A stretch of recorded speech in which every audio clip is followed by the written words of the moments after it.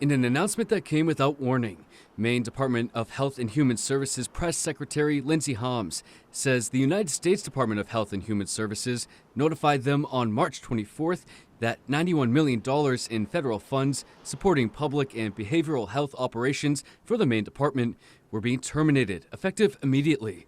Holmes says dozens of contracts with vendors across the state have been impacted, and they'll continue to review said contracts and assess the broader implications of this past Monday's cuts. This money, it's already been planned for, and we think that it's not the time when we're facing an intense flu season in Maine. We've got measles outbreaks in multiple states across the country, not to mention the looming threat of bird flu. It is definitely not the time to weaken the systems that are put in place to protect us.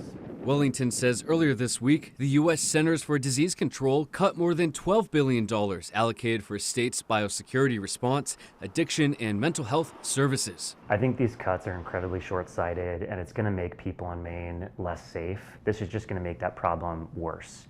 And I think there should be some real reconsideration here. I hope our congressional delegation can do something to get this funding put back in place. In Augusta, Doug Banks, ABC 7 and Fox 22 News.